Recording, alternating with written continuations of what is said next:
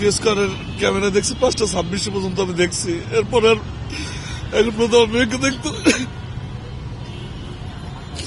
আমি 3 দিন ধরে শুধু খুঁজতেছি, দৌড়াইতেছি, কোথাও আমি এখন পর্যন্ত পাচ্ছি না। কোনো সন্ধান নাই আমার মেয়ের।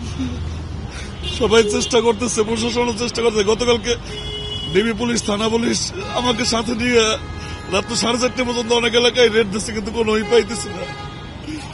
এখন মতো কোনো হদিস পাইনি আমি। হয়েছিলাম একটা বাইক নেয়া, ওর সেম এজের।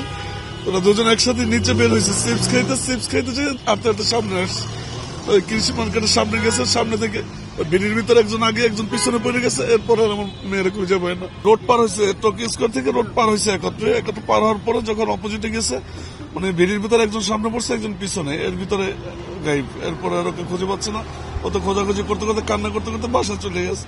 বাসা দিয়ে বলার পর তো আমরা দৌড়িতে টাইমে আমরা সব জায়গায় খুঁজতেছি, কোথাও পাই না। আর এখন পর্যন্ত কোনো এই করতে পারতেছি না। এখন মধ্যে এরকম কেউ কোনো দাবি করে না, কেউ কোনো যোগাযোগই করে না। আমি মানে কিছু বুঝতেছি না, এখন মধ্যে কোনো যোগাযোগ পাইতেছি না। আমি কেউ আমার সাথে কোনো যোগাযোগ করে নাই। আমি কিভাবে বলবো? কোনো চাঁদাও দাবি করে নাই, আর বলেও না যে এই অবস্থা বা এইখানে আছি বা আমি কোনো কিছু পাচ্ছি না। ওদের দুইজনের সঙ্গে আমার বাইকটা পিছনে টোকিও স্কোয়ারের ভিতরে, তখন দেখছি যে দুইটা ছেলে ওদের সামনে দাঁড়াই কথা বলতেছে।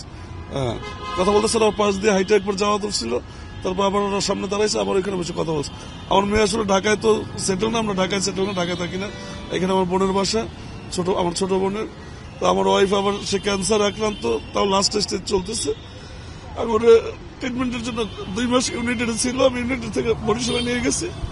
গত পরশু দিন নিয়ে আসছি ঢাকায় ডাক্তার দেখানোর জন্য।